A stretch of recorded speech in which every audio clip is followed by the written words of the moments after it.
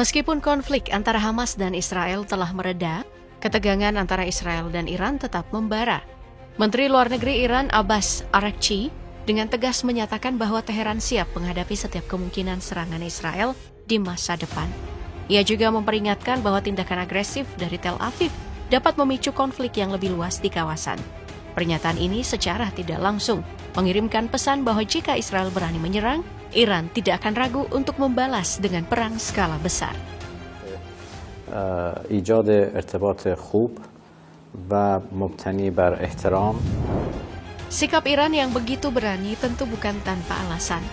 Teheran saat ini tengah menghadapi tekanan berat akibat melemahnya pengaruh proksi-proksinya di kawasan, termasuk Suriah yang selama ini menjadi sekutunya. Di sisi lain, kembalinya Donald Trump ke Gedung Putih semakin memperumit situasi karena mantan Presiden Amerika Serikat itu dikenal dengan kebijakan luar negeri yang keras terhadap Iran. Jika ketegangan ini terus berlanjut, ada kekhawatiran besar bahwa kedua kekuatan utama di Timur Tengah ini akan bertabrakan dalam pertempuran dahsyat yang bisa mengguncang kawasan. Yang lebih mengerikan lagi, jika eskalasi tidak dapat dikendalikan, ada potensi penggunaan senjata pemusnah massal di mana kedua negara diyakini memiliki kapabilitas tersebut. Pictures right now. We are looking at pictures of Tel Aviv, what you're describing. Hingga saat ini dunia masih terus mempertanyakan sejauh mana Iran telah mengembangkan program nuklirnya. Transparansi terkait pengembangan senjata nuklir mereka masih menjadi teka-teki bagi banyak pemimpin dunia. Akar permasalahan ini dapat ditelusuri kembali ke tahun 2018, ketika Donald Trump menarik Amerika Serikat dari perjanjian nuklir Iran yang ditandatangani pada tahun 2015 dan memberlakukan sanksi berat terhadap Teheran. Sejak saat itu, Iran membatasi akses internasional untuk melakukan inspeksi terhadap fasilitas nuklirnya. Terakhir kali pemeriksaan semacam itu dilakukan adalah pada tahun 2021. Sejak itu, pengawasan terhadap perkembangan program nuklir Iran semakin sulit dilakukan.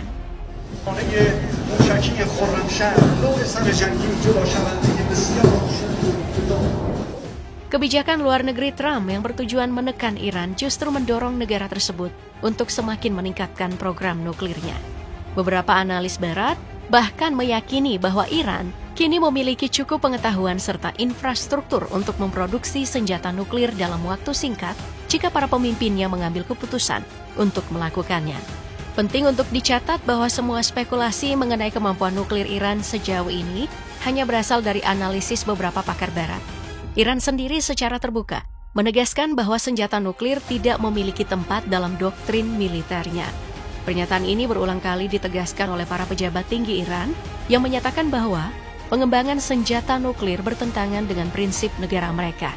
Namun, meskipun tidak ada bukti konkret yang mengonfirmasi dugaan tersebut, negara-negara yang berseberangan dengan Iran tetap mencurigai Teheran. Kecurigaan ini kemungkinan besar akan terus berlanjut hingga seluruh fasilitas nuklir Iran dapat diperiksa secara menyeluruh oleh komunitas internasional.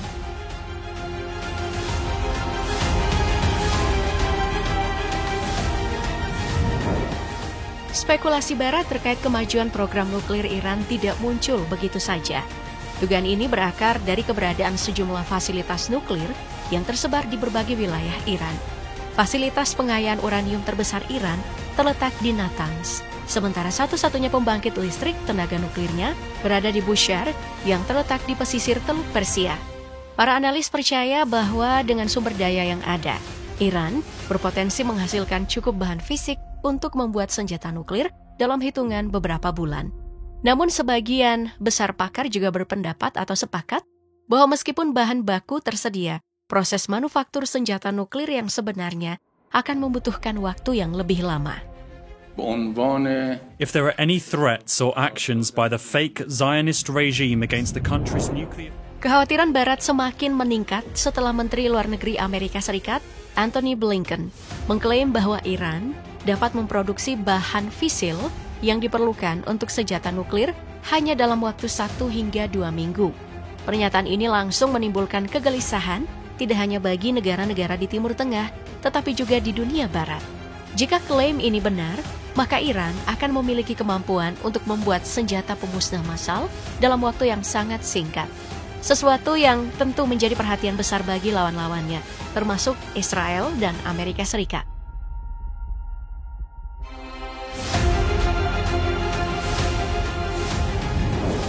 Meski demikian, beberapa pakar teknologi nuklir menegaskan bahwa Iran masih harus menghadapi banyak tantangan sebelum benar-benar dapat memiliki senjata nuklir yang siap digunakan. Selain memproduksi bahan fisil, mereka harus melalui berbagai tahap teknis yang rumit, termasuk uji coba yang memadai dan pengembangan sistem peluncuran yang efektif. Karena itu banyak yang percaya bahwa jika Iran memang berencana untuk memiliki senjata nuklir, mereka mungkin akan membangun gudang awal dengan beberapa senjata untuk menciptakan strategi pencegahan dasar. Dengan demikian, mereka dapat memiliki opsi serangan balasan yang akan meningkatkan daya tawar mereka dalam geopolitik kawasan.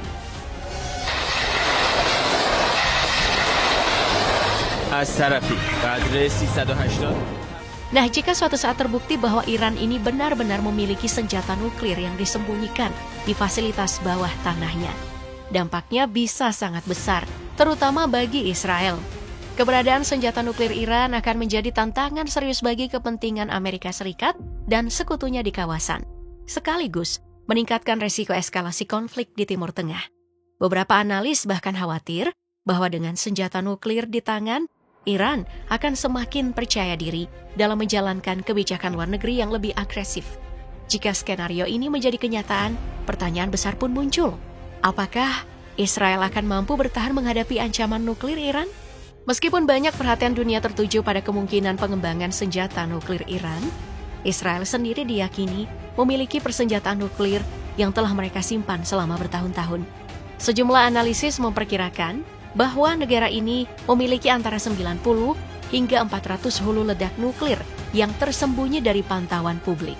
Lebih dari itu, Israel disebut-sebut telah memiliki sistem serangan nuklir yang lengkap dengan 3 metode utama dalam pengirimannya.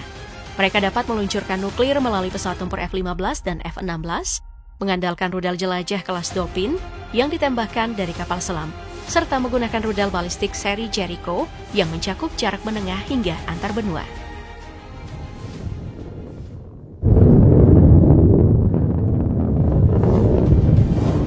Israel telah mengembangkan teknologi nuklirnya dalam waktu yang sangat lama.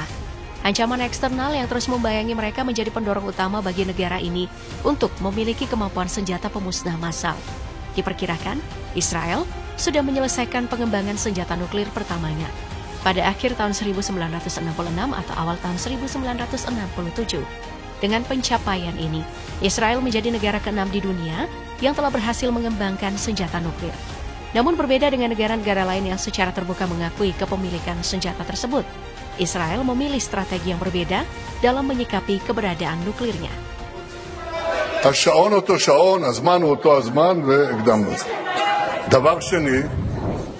Salah satu alasan mengapa Israel tidak mendapat tekanan keras dari komunitas internasional terkait kepemilikan senjata nuklirnya adalah karena mereka menerapkan kebijakan ambiguitas strategis.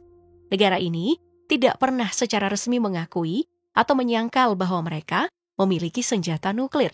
Sebaliknya, selama bertahun-tahun Israel ini selalu menyatakan bahwa mereka tidak akan menjadi negara pertama yang memperkenalkan senjata nuklir ke Timur Tengah.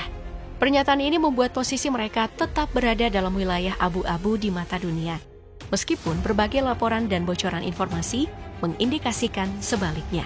Pada tahun 2023 di tengah perang Israel-Hamas, keberadaan senjata nuklir Israel sempat menjadi perbincangan hangat setelah seorang pejabat pemerintah Tel Aviv secara tidak sengaja membocorkannya.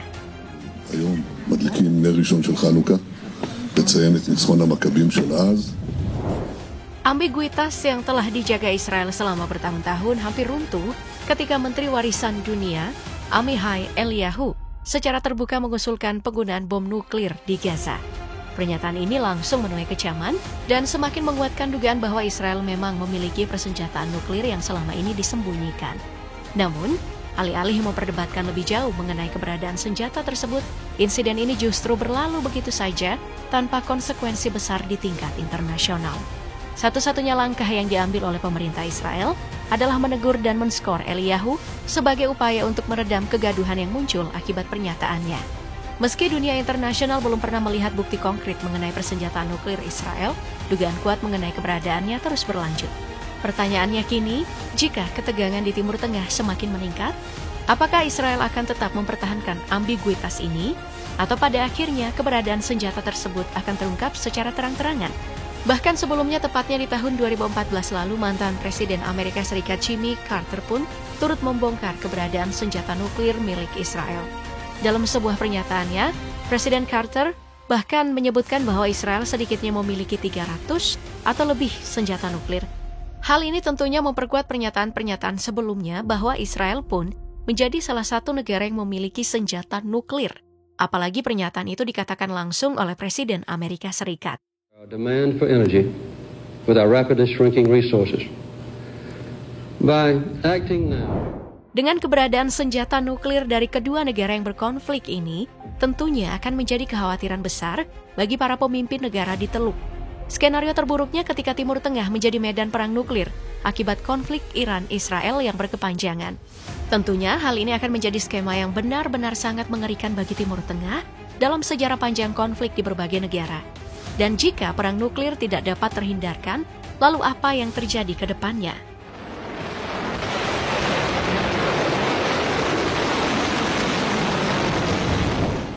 Jika skenario mengerikan ini terjadi, maka jutaan orang di Iran bisa tewas akibat ledakan nuklir, radiasi dan kebakaran.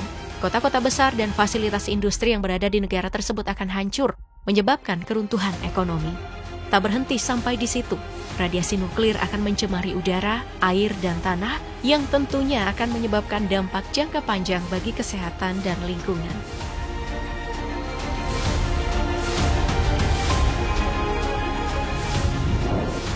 Sementara itu, karena Israel adalah negara kecil dengan populasi terkonsentrasi, serangan nuklir bisa menghancurkan sebagian besar penduduknya. Kota-kota utama seperti Tel Aviv dan Yerusalem akan hancur, mengakibatkan kehancuran ekonomi dan sosial. Dan hal yang lebih parah lagi adalah radiasi nuklir akan mempengaruhi wilayah sekitarnya, termasuk tepi barat dan Gaza.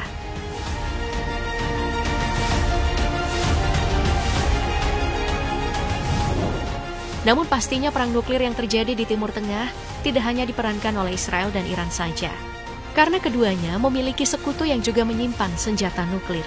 Iran bersama Rusia dan Israel dengan Amerika Serikat. Baik Rusia maupun Amerika Serikat tentunya akan menyokong bantuan serangan nuklir kepada sekutunya di Timur Tengah demi memuluskan kepentingan mereka. Dan mimpi buruknya adalah Timur Tengah akan menjadi medan pertempuran menggunakan senjata nuklir, membuat korban jiwa yang ada di Timur Tengah tidak dapat terbendung lagi.